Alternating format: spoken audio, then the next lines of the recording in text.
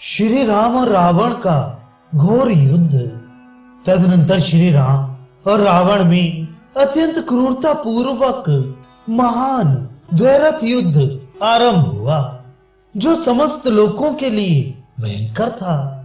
उस समय राक्षसों और वानरों की विशाल सेनाएं हाथ में हथियार लिए रहने पर भी निश्चेष्ट खड़ी रहीं।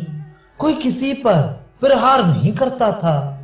मनुष्य और निशाचर दोनों वीरों को बलपूर्वक युद्ध करते देख सबके हृदय उन्हीं की ओर खिंच गए।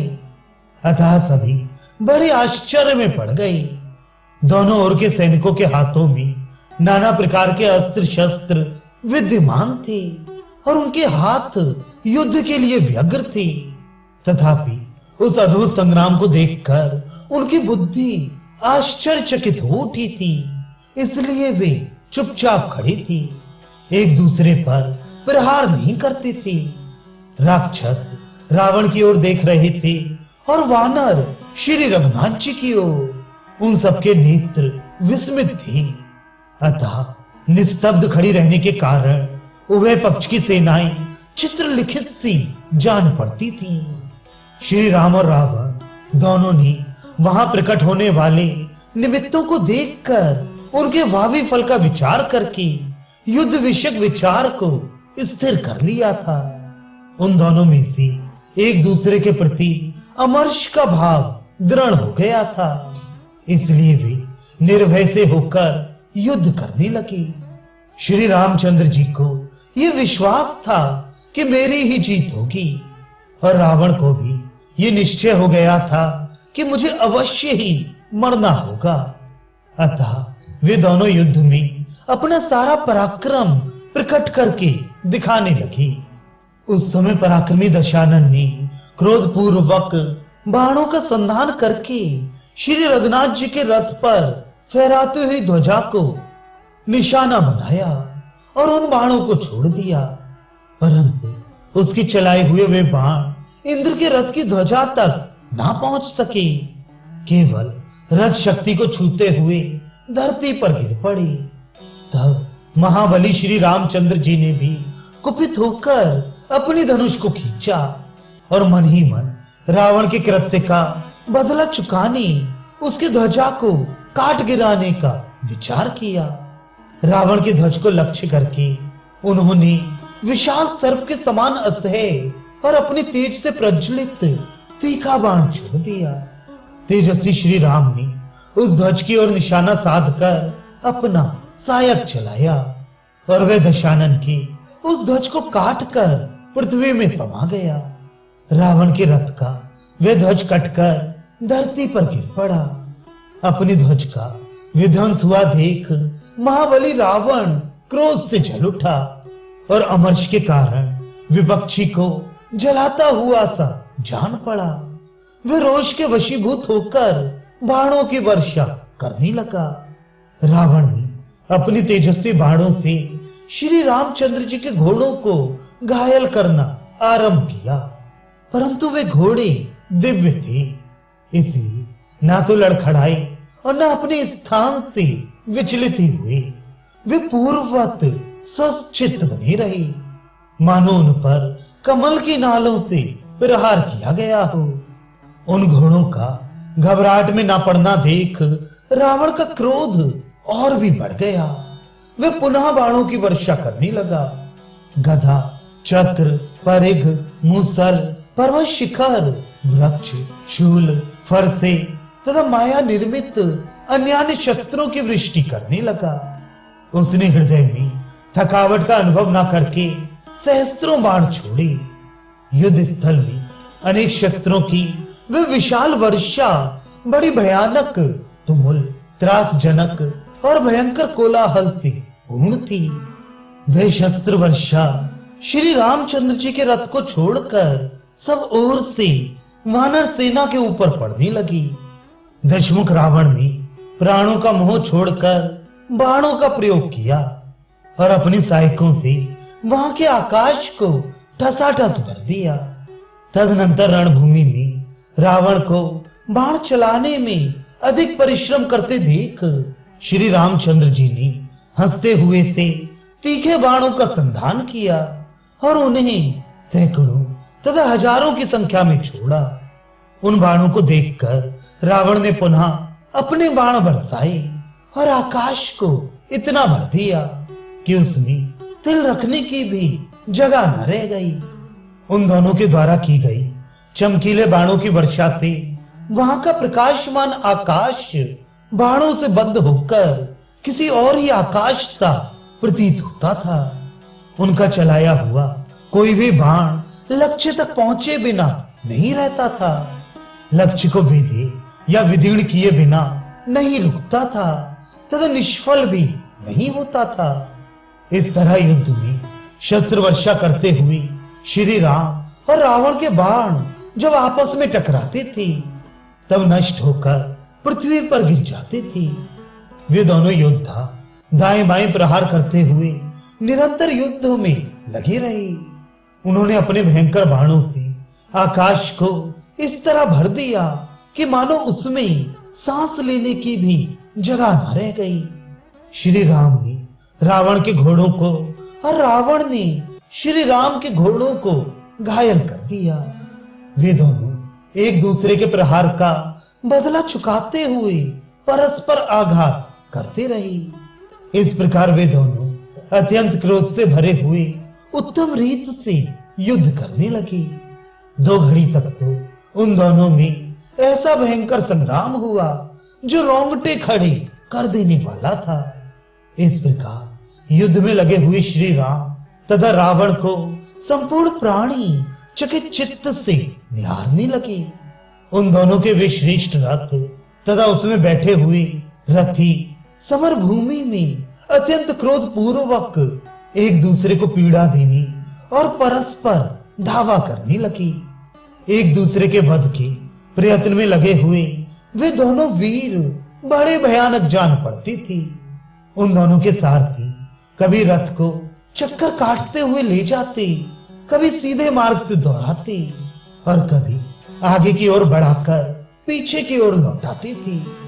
इस तरह वे दोनों अपने रथ को हाँकने में विविध प्रकार के ज्ञान का परिचय देने लगे। श्री राम रावण को पीड़ित करने लगे और रावण श्री राम को पीड़ा देने लगा। इस प्रकार युद्ध विषयक प्रवृत्ति और निवृत्ति में वे दोनों तदनुरूप गतिवेग का आश्रय लेती थी। बाण समूहों की वर्षा करते हुए उन दोनों वीरों के वे श्रेष्ठ रथ जल की धारा गिराते हुए 2 जलधरों के समान युद्ध भूमि में विचर रहे थे। वे दोनों रथ युद्ध स्थल में भांति भांति की गति का प्रदर्शन करने के बाद फिर आमने सामने आकर खड़े हो गए। उस समय वहां खड़े हुए उन दोनों रथों के युगंधर हर्षों की संधि युगंधर से घोड़ों के मुख विपक्षी घोड़ों के मुख से तथा पताकाओं से मिल गईं। तत्पश्चात श्री राम ने अपने धनुष से छूटे हुए 4 पैने बाणों द्वारा रावण के चारों तेजस्वी घोड़ों को पीछे हटने के लिए विवश कर दिया। घोड़ों के पीछे हटने पर दशमुख रावण क्रोध के वशीभूत हो गया और श्री राम पर तीखे बाणों की वर्षा करने लगा। बलवान दशानन के द्वारा अत्यंत घायल किए जाने पर भी श्री रघुनाथ जी के चेहरे पर शिकन तक न आई और न उनके मन में व्यथा ही हुई।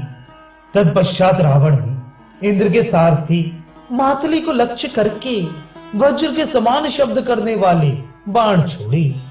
वे महान वेगशाली बाण युद्ध स्थल में मातली के शरीर पर पड़कर उन्हें थोड़ा सा भी मोह या व्यथा न दे सके। रावण द्वारा मातली के प्रति आक्रमण से श्री रामचंद्र जी को बड़ा क्रोध हुआ। वैसा क्रोध उन्हें अपने पर किए गए आक्रमण से भी नहीं हुआ था। अतः उन्होंने बाणों का जाल सा बिछाकर अपने शत्रु को युद्ध से विमुख कर दिया। वीर रघुनाथ जी ने शत्रु के रथ पर 20, 30, 60, 100 और हजार बाणों की वृष्टि की। तब रथ पर बैठा हुआ राक्षस राज रावण भी कुपित हो उठा और गदा तथा मूसलों की वर्षा से रणभूमि में श्री राम को पीड़ा देने लगा। इस प्रकार उन दोनों में पुनः बड़ा भयंकर और रोमांचकारी युद्ध होने लगा। गधाओं, मूसलों और परघों की आवाज से तथा बाणों के पंखों की सनसनाती हुई हवा से सातों समुद्र विक्षुब्ध हो उठे। उन विक्षुब्ध समुद्रों के पाताल तल में निवास करने वाले समस्त दानव और सहस्त्रों नाग व्यथित हो गए। पर्वतों, वनों और काननों सहित सारी पृथ्वी कांप उठी। सूर्य की प्रवाह लुप्त हो गई और वायु की गति भी रुक गई। देवता, गंधर्व, सिद्ध, महर्षि, किन्नर और बड़े बड़े नाग सभी चिंता में पड़ गए। सबके मुंह से यही बात निकलने लगी, गौ और ब्राह्मणों का कल्याण हो। प्रभा रूप से सदा रहने वाले इन लोगों की रक्षा हो। और श्री रघुनाथ जी युद्ध में राक्षस राज रावण पर विजय पाए। इस प्रकार कहते हुए ऋषियों सहित वे देवगण श्री राम और रावण के अत्यंत भयंकर तथा रोमांचकारी युद्ध को देखने लगे। गंधर्वों और अप्सराओं के समुदाय उस अनुपम युद्ध को देखकर कहने लगे, आकाश आकाश के ही तुल्य है, समुद्र समुद्र के ही समान है तथा राम और रावण का युद्ध राम और रावण के युद्ध के ही सदृश है। ऐसा कहते हुए वे सब लोग राम रावण का युद्ध देखने लगे। तदनंतर रघुकुल की कीर्ति को बढ़ाने वाले महाबाहु श्री रामचंद्र जी ने कुपित होकर अपने धनुष पर एक विषधर सर्प के समान बाण का संधान किया और उसके द्वारा जगमगाते हुए कुंडलों से युक्त रावण का एक सुंदर मस्तक काट डाला।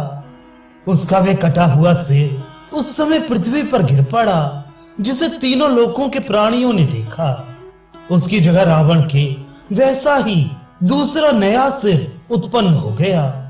शीघ्रता पूर्वक हाथ चलाने वाले शीघ्रकारी श्री राम ने युद्ध स्थल में अपने सहायकों द्वारा रावण का वे दूसरा सिर भी शीघ्र ही काट डाला। उसके कटते ही पुनः नया सिर उत्पन्न दिखाई देने लगा, किंतु उसे भी श्री राम के वज्रतुल्य सहायकों ने काट डाला। इस प्रकार एक से तेज वाले उसके 100 सिर काट डाले गए। तथापि उसके जीवन का नाश होने के लिए उसके मस्तकों का अंत होता दिखाई नहीं देता था।